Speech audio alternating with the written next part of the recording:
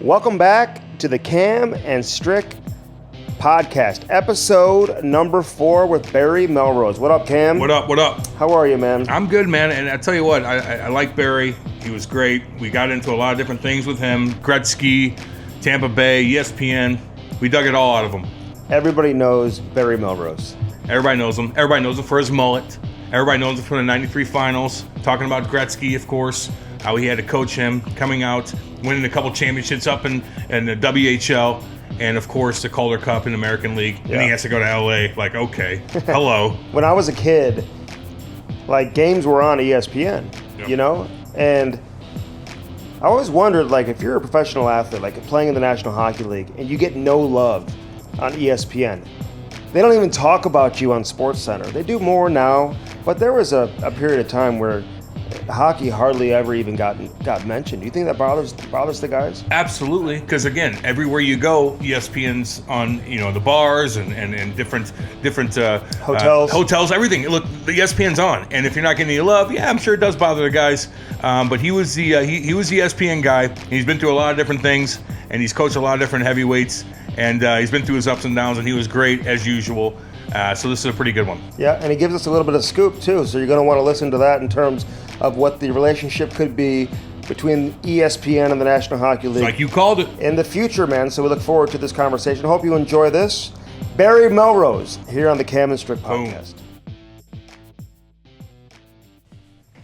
And welcome back to the Cam and Strick podcast. Always great to have a number of the biggest voices and the biggest names in hockey. That's what we do here on the Cam and Strick podcast, and we've had some good ones the last couple of weeks, and why not bring in the one and only Barry Melrose. Cam, he really doesn't need much of an introduction, does he? No, he does not, and especially not with me and my family, who he always was great to me, and I know you didn't want me to bring this up right off the bat, but I'm going to anyway, Andy. I don't really care. You always pump my tires up, Barry. When you're working for ESPN early, when I first started in the league, there's a couple little segments you did on me, and all the guys gave me a bunch of shit in the locker room for it. But you gave me confidence.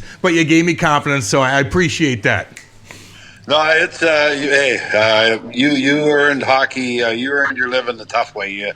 It wasn't just shooting the puck in the net. It wasn't finishing checks. You had to do the dirty work, and that's to protect everybody else. And I always probably all those guys that played for me like that were always my favorite players. So I always appreciate the tough guys, and I know that you don't win championships without tough guys. And you were always one of the guys who would stand up and take care of his teammates.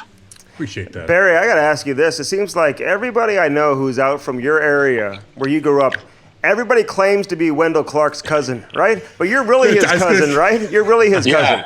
Yeah. That's the way it works. His grandmother or his grandfather and my grandmother were brother and sisters. So yeah, I guess that makes us second cousins. So that is a fact. I know it's like the Lake Placid when the Americans won in 1980. Everybody I know was at that game. Unfortunately, it only seats 6,000. That old rink seats 6,000. So somebody's lying somewhere. So that's a lot of the same lines as us being cousins. Were you forced to kind of play hockey back in the day? I mean, there's not too much to do. You're out in the farm. I mean, were you kind of forced, everybody, your cousins, and I'm sure your whole family was into hockey. Was it like, okay, we're going to do our work and we're going to play hockey? No, I was never forced. Well, I wasn't forced to play, but I was forced to play hard. If I didn't play hard, man, I got my dad giving it to me, and then my grandfather giving it to me, and really my grandmother and my mom were the only two that didn't give it to you. And if you really played bad, they would even give it to you. So I knew what was expected. I loved to play. I loved athletics. I loved playing baseball. I loved playing all sports. I loved hockey. I couldn't wait for winter to get there, fall to get there, so hockey would start. So I was never pushed into hockey, but it was demanded that I play hard every night. That is one thing that wasn't accepted, was not being the hardest working guy on the ice. You know, Barry, everyone knows you from television and your personality. You've obviously had a great career, but people don't really remember you as the player. Like, what kind of player were you? I mean, everyone talks about you dropping the gloves and being a tough guy, but you had to be able to do more than that. You got drafted pretty high, didn't you? Second round to Montreal in the NHL, and third round to Cincinnati in the WHA. I was a big, slow defenseman, but I made up for it by being like a bad passer. So everything, Andy everything knows worked about out that. well. I played hard. I had no false illusions about my career. I knew how I had to play. I had to be physical. I had to finish checks. I had to be a good teammate. I had to work hard in practice. I couldn't be one of those guys that could take a practice off or a game off. And so I realized, I played 300 games. It wasn't like I played 1,000 games, and I had to scratch and claw to play 300. So, but I love to play, and it was worth it. Whatever happened to me over the years was worth it. So, but I a lot like you, Cam. I had to fight. I had to finish checks. I had to block shots. I had to be, a good guy in the dressing room, and all those things. So, but I enjoyed it, man. I loved every game I played. Do you like the game today? I mean, at last night's game, because there was actually a scrum after the whistle. It was unbelievable. I hadn't seen one of those all season long. But can you still enjoy the game and for what it is with all the skill level we see out there? I love the skill level. I have no problem with the skill level. I would like. I sort of thought hockey would start going back the other direction, and it still might with the physical play because of the fact that St. Louis won the Stanley Cup. That is one of the things that usually happens in the NHL copycat league. New Jersey starts winning the Stanley Cup by being a clutch and grab, hook and hold team in the neutral zone. And then all of a sudden everyone starts doing that, and we've got the trap being formed. So, but I'm sort of hoping that we'll get back to a more physical style with St. Louis winning. That's what I hope will happen, is another physical team will win. And when I say physical, people think, well, he just wants fighting. I don't want fighting. I don't mind fighting, and I certainly will never criticize a guy that scraps. I think it has a place, and it should be part of the game. But I want to see some anger. I want to see some passion when we play. I think that's what separates our sports from the other sports, is you have to play hard in order to be good at it. And I don't want to go back where guys without courage can play. And we were heading that way. We were getting to that area where you didn't have to be brave to play hockey. You could just be a skilled guy, and you didn't have to ever stand up for yourself. You didn't have to get hit or hit anybody if you didn't want to. That is what I don't want to get back to. So I'll always argue for a physical play. And if we have a scrap at the end of the night, I'm all for that too. I love to see that. Yeah, it's through emotion. You want to see it through emotion. Yeah. Exactly. And the Blues did that. The Blues came out and they had that hard style where in the playoffs they let it go. And if you clip a guy in the head, you're going to get called. If you hit a guy from behind like Oscar Sundqvist did, who got suspended for a game, you're going to get called. But they didn't call any other hits. They let the hitting go. Do you like to see the discrepancy between, I guess, the regular season, as we know, where they're calling a lot more penalties, and all of a sudden you get to the playoffs and they're like, you know what, we're going to put our whistles away. Don't do anything stupid. There you go. Do you like that style? Let's be honest. All of us know that we're never going to have the same calls in the playoffs that we have during the regular season. That's just not going to happen. The referees don't want to determine who wins. I don't think the NHL wants the referees to determine who wins. I don't want the referees to determine who wins, but I want to see a good hit being let go. I want to see two teams going at it tooth and nail. I want to see battles in front of the net. I want to see. I don't want to. What I don't want to see is a tic-tac-toe slashing penalty to the hands determine who wins the Stanley Cup. That hockey is too great a sport to have those things happening, and we were getting to that point where. Eventually what's going to happen is, a puck over the boards is going to determine who wins the Stanley Cup. That will happen down the road. Someone will flick the puck over the boards. That team will get the power play, and they will win the Stanley Cup because of that flick over the boards. We saw it with the Brett Hull. Anything that can go wrong when you have a rule, have these sort of goofy rules, will go wrong, and that's what will happen. That will count as a goal that will determine who wins an important game. But I don't want to see ticky-tack things win games. I want to see power. I want to see passion. I want to see energy. I want to see guys fight to get it out around the boards. I want to see guys block shots. I want to see a little blood. I want to see a little anger. That is what our sport is all about, and I don't want to see that taken out of our sport. Yeah, but you know what's interesting is, and I coach AAA hockey, and they're 15 years old, and the mentality of the player has changed. It's different, and I think that's trickled down into the National Hockey League. The guys that are making it to the NHL and playing in the league today, it is different. Barry, I've got guys telling me, hey, there's playoff hockey, there's regular season hockey. You can't play the way that we did in the playoffs for 82 straight games and expect to have success. You just can't do that way. So has the mentality of the player changed? Do they want to play the style that you're talking about for 82 games every night during the regular season? That should be demanded of them. If one player ever came up to me and said, Barry, you can't expect me to play hard for 82 games, I'd kill him. That is an unbelievable statement, and I hope no coach in the NHL accepts that statement. I know the guys that played for me and the guys I played for would never take that as an excuse. And there were no excuses. If you were dressed that night, you were supposed to play hard. That's what's accepted from coaches like me, players. What if the players were ready to play and the coach comes in and says, guys, I didn't really feel like preparing a game plan tonight. I was a little tired. We'll just wing it as we go. I was at O.B. Clark's till 4 a.m. last night. Hey, you suck it up the next day, Barry. Suck it up. I've seen guys be out till 4 a.m. and come that night and have 3 goals, 2 assists, and 3 fights. So sometimes a little guilt is not the worst thing in the world. I would never accept an excuse not to play hard. If you're dressed, your job is to play hard.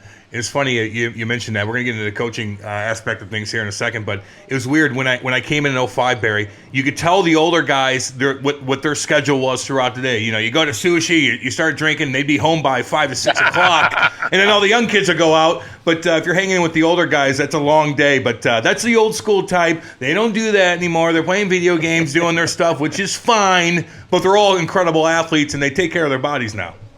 Yeah, the old we drank. We had a beer every day when I turned pro in the 75 and 78. Your job, the veterans would tell you, okay, we'll meet at this place, and you had 1 or 2 beer every day, and that's what. And then you went home, like you said. The old guys went home to their families, and then the young guys, them and their wives or their girlfriends went out and had dinner together. But you had to show up as a team, and there's a lot worse rules in the NHL than that. But that certainly was the case. If you were a guy turning pro in the 70s, and can you imagine what the 60s and the 50s were like? You had to have a beer every day with your teammates. That was just part of the sport. When did you fit in your yoga and your Pilates class? We didn't even do push-ups and sit-ups, man. Are you kidding? Justin, we hear from Bobby Plager all the time. You can imagine Bobby, because I just told you what it was like when I turned pro. Bobby turned pro 15 years earlier than me, so those guys are really hardcore. Those guys are amazing. I love it. Hey, people remember you coaching in coaching Wayne Gretzky in L.A. and all that, and then what took place in Tampa Bay. And we're going to ask you about that, but people don't realize how much you won. Exactly. I mean, you won a Memorial Cup prior to going to coaching pro, where you won a championship in the American Hockey League. What was your coaching style, Barry? Because probably it was different, I would imagine, back then than when you had the greatest player to ever play. No, it wasn't. I used the same system in the American League and junior that I did in Los Angeles, and I had skilled guys in both places. You don't win championships if you don't have skilled guys. In junior, I had Trevor Linden, I had Robbie DeMaio, I had Ryan McGill, Dean Chanel's, all these guys played for me. In the American League, I had a real skilled bunch also. So I just demanded we attacked all the time. If you were the closest man to the puck, you attacked the puck. The second guy was right behind you. Third guy was high in the slot to pick up the garbage. If it went to the other side of the rink, if the D pinched, the forward stayed high. If the forward pinched, the first forward off the wall picks up the neutral zone up the middle. So it was and finish every check. I wanted to be the hardest team to play against in that league. If you played against a team of that I coached, you knew that you were probably going to get hit and you were probably going to have to fight. and we played hard. We played hard every night, every place. And as I said, I played the same way with the greatest player in the world. I didn't expect Gretz to go out or Coffey or Yari Curry. Those guys didn't have to go out and run into somebody at 80 miles an hour, but they had to win physical battles, and they had to get the puck out around the wall, just the same as the third and fourth line guys. So it was about work ethic. It was about passion, and just being the hardest team to play against in the NHL. I always felt if two teams showed up and my team played harder than your team, there was a good chance you're going to win that game. Did you have to coach Gretzky? Like, how do you coach a player like that, Barry? I think when you have a great player, I think your job is to let him succeed, get him in the ice in the right situations. Like, I played Gretz a lot. Yeah, if you look at the minutes, what guys like Gretz got compared to guys now, it's a little bit ridiculous. But I had the greatest player in the world. I would have been a bad coach not to have him on the ice, not to have Curry on the ice, not to have Robitaille on the ice. I always felt that if I didn't have them on the ice, if they weren't playing more than anybody else, I wasn't doing a job as a coach. I've got these great weapons. I got to get them on the ice. I got to get them out there against the third defensive core or the fourth line. I got to do that consistently. Give them lots of power play minutes, things like that. And as long as they gave me effort, I had no problem doing that. So my best players played a ton. And wherever I was, junior, American League, NHL. You know what, Barry? You go to L.A. and you are in the spotlight. I mean, you're in the spotlight. Now, it was huge then, too. Of course, you were talking about Wayne Gretzky being there. I mean, was it a little intimidating? I mean, I know you played in the NHL, and I get all that, but when you're in charge of the group that you had there, and I know Gretzky was easy to deal with because he goes out and he does his thing, but was there any time you're like, okay, all right, I'm not getting enough from him. How do I do it? Do I do it in front of the players? What do you do in that situation? Do you take Gretzky and you pull him aside someday when no one's looking and you're like, hey, I need more out of you? How do you present that? You do that. Number one, they were all great players, and I always felt my job as a coach was to make sense to these guys. I felt if I took my ideas and what I thought, and I made sense to those guys I had, and you have to have the superstars on your side. You just can't say it's my way or the highway. Mm-hmm. That's not what I'm talking about. I'm talking about I'll go to the players. I will lay out what I want, what I need, what we haven't got, and my job is to just make sense. And I always felt if I made sense to Gretz and I could prove to him, which a coach should be able to do, that what I want is the best way for the team. I never had a problem with Gretz. I never had a problem with Robitaille. So those guys were great guys to coach, and they were fun to coach, and they just wanted to be part of the team. The guys loved it when Gretz used to get hell, and Gretz loved being part of the team.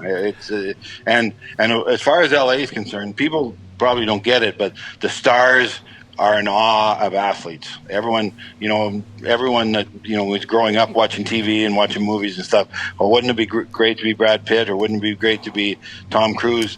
These guys idolize Gretzky. They idolize Luc Robitaille. They get stir crazy around these athletes. It's a little bit funny, as a matter of fact, when you do meet them, how shy and sort of they can't believe they're talking to these great athletes. Well, don't get me wrong. I wouldn't mind being Brad Pitt. Let's be completely honest here. Although I do have his hair, I believe. Although John Hamm, I'd be John Hamm too. I thought he was going to go home with Ivan Barbershop last year. That would have been cute. John Hamm was everywhere. I can't believe he didn't get to carry the puck around. That's why he didn't get a ring. Well, Barry, it was unbelievable. Barry, I tell you this. So you're speaking of Gretzky, and was it weird? I know coaching him is one thing.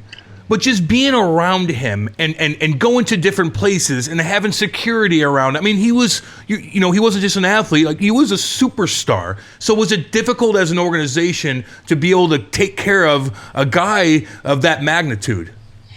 You guys, Gretz's father, Walter, was a lineman, I believe, for the city of Bradford, Ontario. Gretz is a normal guy. His mother was held a job down too to take care of all the kids. Like, these are just, they were born and raised the exact same way all of us were, whether you're an American kid or a Canadian kid. You had to work, you had to have a job, you had to do your chores at home, you had to help out around the house. Gretz was born the exact same way. They just wanted to, they loved hockey. They were great at it, of course, But why were they great at it? Because they worked their butts off and became great at it. And that's all they wanted. They just wanted to be part of the. They wanted to win. They wanted to win the Stanley Cup, as we all did, and they wanted to be part of a team. And if you look at Gretz, he always loved being around his guys. He always loved being around McSorley. He always loved being around Coffey, Curry. Gretz just loved being out there with the guys before the game, during the game, and after the game. Yeah, I mean, listen, he's around St. Louis all the time, and I mean, for a celebrity and one of the greatest athletes ever, I mean, he's about as normal as it gets. Very much so. I mean, he talks to everybody. He comes over, goes and hangs out at the rink. He watches youth hockey games, comes into the studio. Yep. He's not a guy that hides. I think you presented that perfectly, Barry, just in terms of who he is, right? He's not a guy who's above everybody else. It feels like he's got to be separate. But people make him above everybody else, and being around, it must have been just, he just had a following, and people are crazy. You know what, guys? I think a lot of it is they can't believe when we say what he's like. They have to think that he's above everybody else. They have to think, well, he wouldn't be like that. He's obviously a prima donna, and he's not going to talk. If I go up and say something to him, he won't talk to me. They're used to people blowing them off. They're used to people treating them rude. They're used to people, not being the person that you believe they are. There's so many disappointments out there in the world today about people aren't what they seem to be or what you hope they are. Gretz is like that. Curry's like that. Robitaille's like that. Blake is like that. These guys are good guys, and they're like you. They're like you, and they're like me. A little bit make a little He's bit more talking money, about me, but, Andy. And but that's how they are, and people sometimes can't understand or can't believe when we say that they're like that. But that's exactly what they are. They're just normal people. They love being together. They love playing hockey. And just enjoy when they get back together for training camp and the regular season. So what did that do for your career? Coaching these guys who are Hall of Famers. Do you feel like it helped you in terms of become who you are today and get the opportunities you've had, Barry? Yeah, well, yeah, because I was coaching the the highest profile team in the NHL in the second biggest media market in basically the world, and we won. So with that combination, I was always on TV. I was always doing interviews on TV, and I think that enabled me that when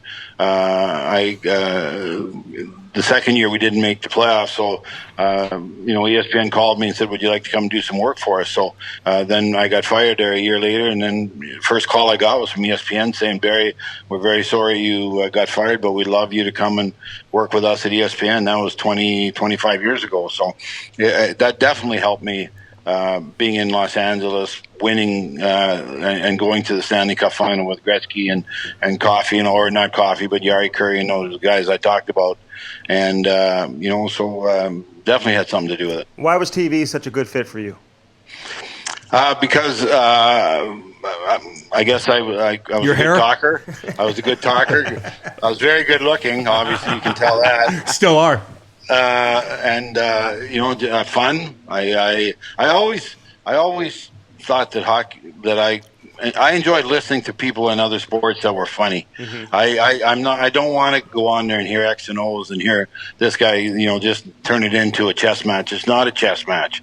I wanted to see guys talk about energy. I wanted to see guys have some fun. I wanted to see the announcers laughing and joking and things like that. So that came across good on TV for them. So what's your schedule now? So you still work there. Where are you at? Do they have you working a lot? Are you traveling a lot? Like, what's your schedule look like right now?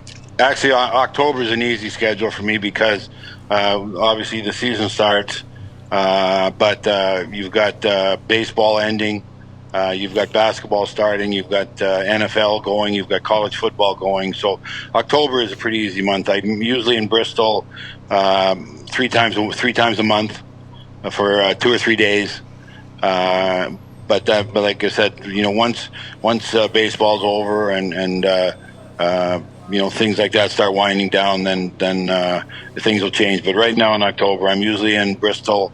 Like I said, 3-4 times a month. I do some work for the NHL Network also. A couple times a month also I go into Secaucus and work for them. So it's a pretty easy schedule right now, though I can't complain. I thought you'd be breaking down the Lakers-Clippers game. Did they ever ask you to do any other sports, Barry, besides hockey, or you just they give me to do other sports all the time, man, because the names are so crazy now. They're trying to get me to make a fool of myself on national TV. Oh God! I bet. Oh my God! So yeah, go ahead. Sorry.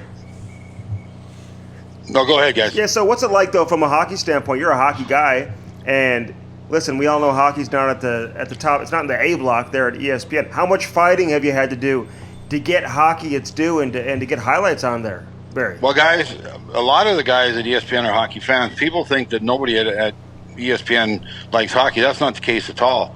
ESPN's had hockey longer than anybody else in the United States. ESPN came, when they came aboard, hockey was the one major sport they had. So they've had a good relationship with hockey over the years. And I'm waiting to see, and I'm very optimistic that ESPN's going to be in the next TV deal. I'm probably the most optimistic I've been the last number of years when what we talk now and what we hear. So I'm keeping my fingers crossed. I'm hoping that ESPN it'll be like the NBA package where there's 2 networks involved, and I'm hoping that ESPN will be one of them. So if that happens, then I think that's great for ESPN. I think that's great for the NHL.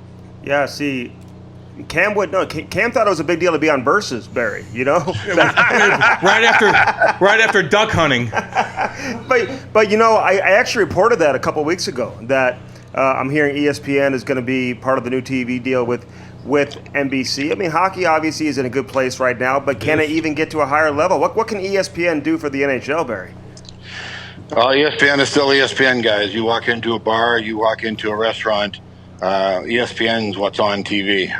You can, that's the way it's been. That's the way it's always going to be. And I think the players like that. I think that the players like to be on ESPN. I think, like I said, we've had a great relationship with the NHL and ESPN. So I think it would be just a natural fit for ESPN to be in the group that takes the NHL to the next step. Well, you were working with ESPN for a long time, and in 2008 you decided to go in a different direction and try coach again in Tampa Bay. What made you want to do that? Would you just miss that? Did you miss that camaraderie with the guys? I mean, how'd you lead into that whole situation?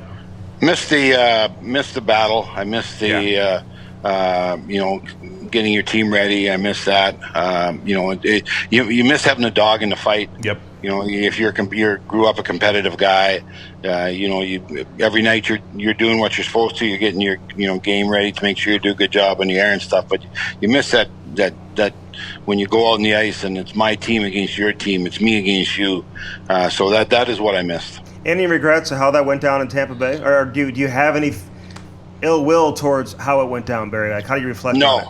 No, there's no ill will. Matter of fact, I'm sitting in a house on Boca Ciega Bay right now, overlooking the water. Oh, yes. Yes. But I enjoyed wherever I coached. I enjoyed the guys I coached. I enjoyed the guys in Tampa. It's great seeing Steven play the way he is. I think he's the only guy left. I think from when I was there. As a matter of fact, that's crazy. I think he is. Wow. Because they drafted Hedman that year that I got fired. So that Steven is the only guy left. So that shows how crazy and how things change in the NHL so fast. But it was a great time. Mr. Vinnick's done a great job here. Tampa's one of the best organizations in the NHL right now. The building is fantastic. They've got a great future. They're one of the youngest teams in the NHL and one of the best teams in the NHL. So they've got a great situation down here in Tampa. Were you caught off guard or surprised at all, Barry? Like, had the game changed maybe more than you even thought, or the players, how much had they changed? Did that surprise you in terms of how they received the message you're trying to send? Yeah, I think it did. I think one of the things I always say is when I was in LA, I had one player making $1 million. When I was in Tampa, I had one guy. I had everybody except one guy making $1 million. So it shows how the game changed, how the money changed. But for the most part, they were good guys. Like I said, I have no regrets, and it was another good chapter for me in my life. Well, Barry, I appreciate you guys coming on, and it was great talking with you. I know you're enjoying yourself right now. You deserve every moment of it, and thanks for giving us your time. My pleasure, guys. Take care, and anytime you want me back, give me a call. We got you. Barry. Appreciate it, man. Take care. On. See you, bud. And there you have it, Barry Melrose from the Cam and Strick podcast. And Barry's been a great guy. He's been through a lot of different things throughout his career. Obviously playing, coaching in a dub, winning in a dub, winning in the Calder Cup in the American League as well. And then all of a sudden going to LA like, okay, hello. He would dust you in a fight, he'd beat by me the up. way. I'd grab his mullet. Just I'd grab his mullet, you. and I don't even care. And he knows it. He was tough, huh? He was very tough. And, when you grow up, and you're with cousins. He's with like Wendell farm tough. It's funny how you did ask him about being cousins. They all say everybody's cousins with Wendell Kelly Clark. Chase tells me he's cousins with Wendell. No, you're not, Chaser. No, you're not. They're all cousins or best friends with Wendell Which Clark. is kind of weird because everybody always chirps me for being cousins with everybody in You Eureka. do know how tough he was, right? Very, very Like, tough. are you a student of the game? Did you watch hockey growing up? Thank you for asking me that. Thank you. Do you not skate with me on Tuesdays, sir? Thank you for asking me that. No, I'm not. But I do know. No, some people like who played in the NHL. Well, I have to be now. I got to do this kind of stuff every single day. No, I'm talking about back in the day when you were growing up. Oh, when I watched him play back in the day, which Did you didn't. watch hockey as a kid? I watched the Blues because that was the only thing on, Andy. I didn't even know what hockey was, but I loved the Blues, and that's how I got into it. And I am a student of the game. Sit down. What do you mean you didn't know what hockey was? What was it NHL Network on? Was it NHL Network on? How am I going to find... Look, I love Pavel Bure because of hockey videos that I would buy. NHL 94. You know what I mean? Or playing video games. That's how I figured everything out. But now you turn the TV on, and you could see every update. You got the internet. You got those everything. games back in the day, like the old Norris division. Hardcore. With Hardcore. Wendell Clark. Let me tell you this playing real quick. against the Blues, like that was incredible. Kick the crap out of How us. could you not become a lifelong fan How of do the you game? not go down to the arena as a kid, whether you like hockey or not, and you go there, and my dad takes me up in warm-ups, and all these guys are cruising around. I'm like, oh my God. And then people get in a fight, and you're like, wow, this is unbelievable. And they're fighting in the stands. They're fighting in the stands. I told Ed Belfour one time when he coached the Blues for a brief second. The first thing Were I've you ever... on the team then? Yes. It was so weird. It was the weirdest thing in the world. I remember being like, why is he Eddie here? Belfour with the St. I didn't Louis give a Blues? shit. I go, wait, call him Belly? No, I didn't. I go, hey, Ed. Hi, Ed, I'm Cam. And I said, I have to apologize. He goes, what for? What for? And, he's got that personality. My dad dumped a beer on you back in like 94. Really? And my mom kicked the crap out of him all the way down 44 all over the Eureka. So I do apologize. We are Hoosiers. Did he remember that? No, but he laughed his ass off. That's hilarious. I know. All right, so My mom was so pissed. Did that happen? I think my dad. I bring that up, and my dad's like, "Don't ever tell anybody that." But I had to do it again. But I think Don't ever tell anyone that. He's embarrassed. But I think it was a half spill, half oops. I bumped into somebody, and the beer went all over him. Anyway, I had to apologize for it, and I thought that was an icebreaker. Yeah. Well, people hated like Eddie Belfour. I know. That's why. I mean, are there certain people who play in professional sports, who play on the rival team, who just don't belong on your team? Or do you just allow it? I just thought that was odd when Eddie Belfour came to St. Louis. Yeah, well, I mean, he's got a lot of knowledge. He's won, and he's been in the game a long time. Yeah. He's one of the best goalies ever, so there is knowledge He up there. How do you stay present it? very long. He didn't say, can you present that knowledge in a way where people respect you and understand it? It doesn't really matter, right? I mean, it doesn't matter who he played for or whatever. No, it doesn't. Can he make the organization better? Are the guys listening to you or not? I mean, that is it. Are the guys listening to you or not? Are the goalies listening to you or not? Yeah. That's it. I don't give a damn who you are. I don't care if you never played. You have to be able to walk in that locker room and get their attention. Anyway, look, we're getting off on a little tangent, but we do have Barry Melrose, a great interview. Check it out. Cam and Strick podcast. If you want to follow us on Twitter, Cam Jansen 25. Andy's a Strick Daddy. At Andy Strickland, and of course, our Twitter account for the show is at StrickCam. At Strickcam. I don't know why you did that, thought but I it is put what it in is. Cam and Strick, and all of a sudden Now it you're came confusing out. people No, I now. didn't. I didn't type it in like that, but it's at StrickCam. So if you want to shout at us on Twitter, we'd love to hear from you. Also, if there's somebody who you want us to have on the podcast, Tweet at us. Tweet at us.